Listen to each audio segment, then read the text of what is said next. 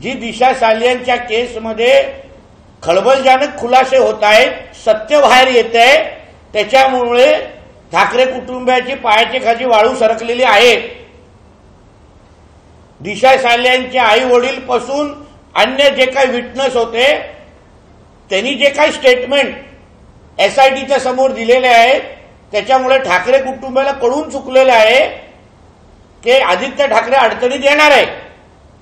म्हणून अगर दीपक केसरकरजी खोटं बोलत असतील तर मग रश्मी ठाकरे आणि आदित्य ठाकरेचे सीडीआर रिपोर्ट आणि मोबाईल टावर लोकेशन जाहीर करा ना.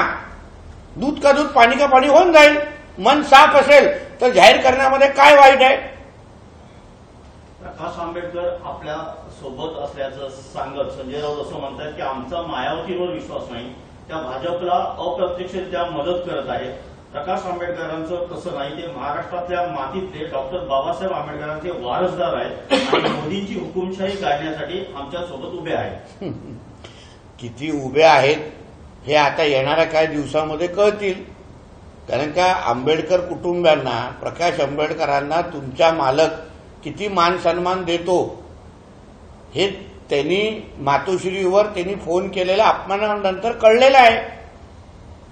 म्हणून येणाऱ्या दिवसामध्ये प्रकाश आंबेडकरांचा चित्रपट रिलीज होईल. मग तेव्हा कळेल उद्धव ठाकरेंनी यांना कसं वागवलेलं आणि आम्ही जे बोलतोय फोन न उचलणं, त्यांचा अपमान करणं, हे प्रकाश आंबेडकरजी स्वतःच्या तोंडातून जेव्हा बोलतील ना तेव्हा महाराष्ट्राला आणि जनतेला कळेल की हे आंबेडकर कुटुंबियांचा कसा अपमान करतायत. तर रात्री अमित शहा आणि मुख्यमंत्र्यांची एक बैठक झाल्याचं समजतंय. या बैठकीमध्ये मुख्यमंत्र्यांनी 13 जागा मागितल्या, मात्र अमित शहानी त्यांचा समजावण्याचा प्रयत्न केला.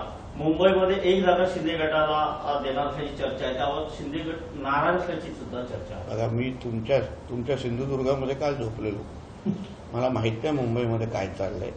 आणि मुंबईमध्ये असलो तरी पण आमच्या वरिष्ठ पातळीवर होणाऱ्या ह्या चर्चा ह्या वरिष्ठ पातळीवरच चर्चा होतात. ते कार्यकर्त्यांपर्यंत ती माहिती देत नाही. आम्हा कार्यकर्त्यांना एवढंच माहिती आहे की वरिष्ठ पातळीवर झालेला निर्णय आम्हाला मान्य करायचा असतो, म्हणून त्या चर्चेबद्दल मी काय बोलू शकत नाही. शरद पवार गटाच्या महिला प्रदेशाध्यक्ष रोहिणी खडसे असं म्हणाले की ज्या सरकारकडून साड्या देण्यात येतात त्या मंत्री असतील किंवा आमदार असतील यांच्या पत्नींना त्या घालायला द्याव्या. एक दिवस जरी घालून दाखवलं तर सरकारकडून देण्यात येणाऱ्या साड्या या उत्तम दर्जाच्या आहेत असं म्हणावं लागेल असं म्हणतात. आता तुम्ही त्या साड्या हातात घेऊन पाहिलेल्या नाहीये. अगर क्वालिटीच्या म्हणजे त्या साड्या अगर हातात घेऊन पाहिल्या तर मी त्याबद्दल भाष्य करू शकतो, कारण मी साड्यांच्याबद्दल मला काय माहिती नाही.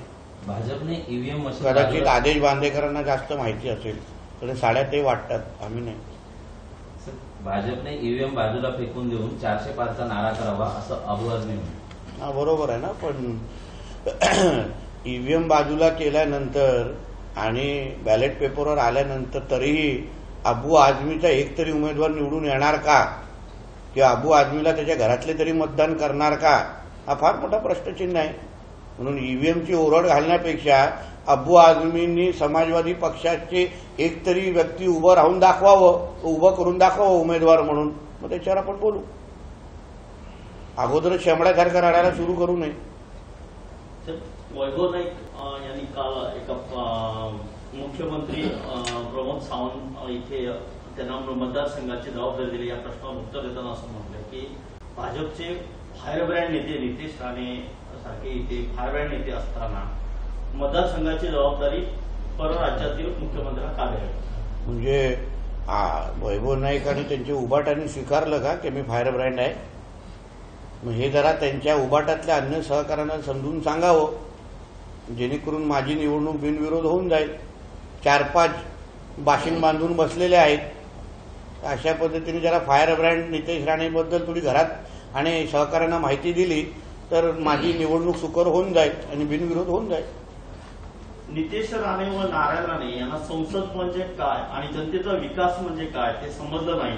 त्यांनी डबल काचेचा चष्मा लावून माझा लेखाजोखा वाचावा असं खासदार विनायक राऊत यांनी म्हटलं.